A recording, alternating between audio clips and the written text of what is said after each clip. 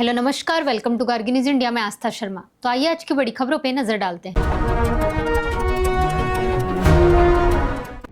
अमेरिकी राष्ट्रपति Donald Trump ने दावा किया है कि इस सप्ताह कतर की राजधानी दोहा में अमेरिका और ईरान के बीच उच्च स्तरीय बैठक होगी।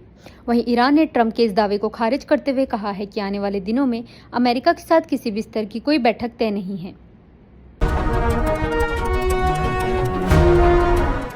भारतीय मूल के अमेरिकी सांसद रोक खन्ना ने दावा किया है कि ट्रंप की नीतियों के कारण भारत अमेरिका संबंध पिछले 30 वर्षों के सबसे निचले स्तर पर पहुंच गए हैं।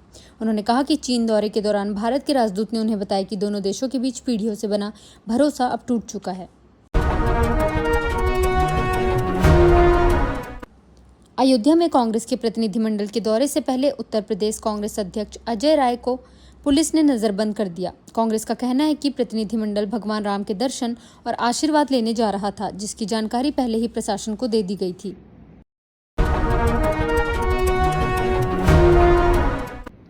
अखिल भारतीय किसान सभा ने व्यापार समझौतों के विरोध में 10 अगस्त को देश भर में किसान प्रदर्शन करने का ऐलान किया है।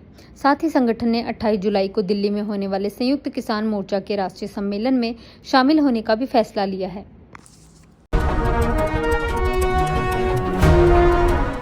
सेना प्रमुख जनरल उपेंद्र द्विवेदी ने कहा कि भविष्य के युद्ध अधिक एकीकृत और थिएटर आधारित होंगे, जहां तीनों सेनाएं मिलकर काम करेंगी।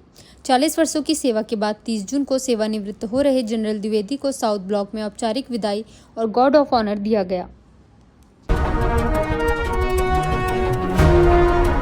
अमेरिका और ईरान ने फिलहाल हमले रोक दिए हैं, लेकिन दोनों देशों के बीच बातचीत को लेकर अभी भी सहमति नहीं बन पाई है।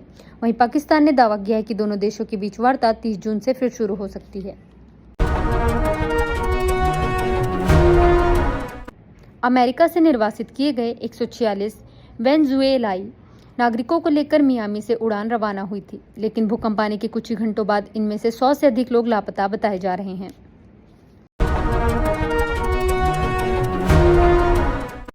प्राइम मिनिस्टर मोदी ने सेशेल्स को भारतीय हस्तशिल्प और संस्कृति से जुड़े विशेष उपहार भेंट किए, जिससे दोनों देशों के सांस्कृतिक संबंधों और भारत की हैंडलूम डिप्लोमेसी को नई मजबूती मिली। केंद्र सरकार ने भारतीय फिल्म उद्योग को मजबूत बनाने के लिए अध्ययन समिति का गठन किया है। प्रसार भारती के अध्यक्ष प्रसून जोशी इस समिति का नेतृत्व करेंगे और 3 महीने में रिपोर्ट सौंपेंगे।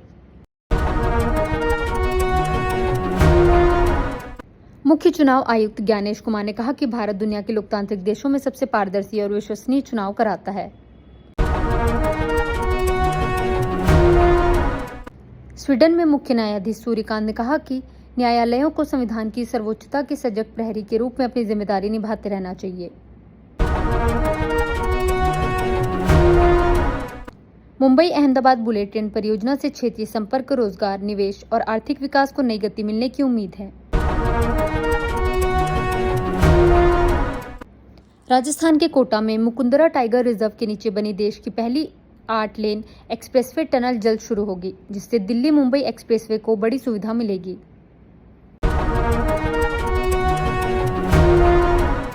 कर्नाटक हाईवे परियोजना से जुड़े विवाद में NHAI को आर्बिट्रेशन ट्रिब्यूनल से 1202 करोड़ का बड़ा कानूनी अवार्ड मिला है। अरुणाचल प्रदेश के गृह मंत्री मामा नातुंग ने चीन द्वारा कथित अतिक्रमण के दावों की जांच कराने की बात कही है। सरकार जिला प्रशासन की रिपोर्ट का इंतजार कर रही है।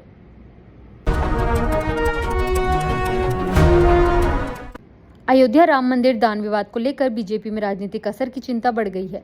माना जा रहा है कि यह मामला यूपी विधानसभा चुनाव से पहले बड़ा मुद्दा बन सकता है।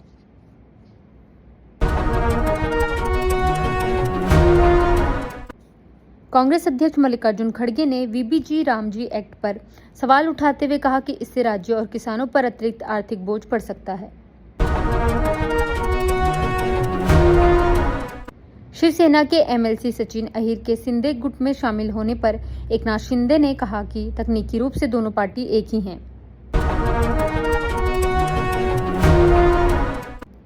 प्रधानमंत्री नरेंद्र मोदी और मुख्यमंत्री योगी आदित्यनाथ के विवादित होर्डिंग्स मामले में कांग्रेस नेता के बेटे को हिरासत में लेकर पूछताछ के बाद छोड़ दिया गया।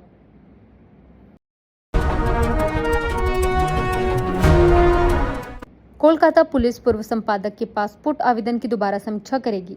पुलिस ने स्पष्ट किया कि पासपोर्ट सत्यापन के लिए केवल वोटर आईडी अंतिम दस्तावेज नहीं है। मीरवाइज उमर फारूक ने भारत और पाकिस्तान के बीच बातचीत फिर शुरू होने की अपील करते हुए कहा कि जब अमेरिका और ईरान वार्ता कर सकते हैं तो भारत और पाकिस्तान भी संवाद से समाधान निकाल सकते हैं।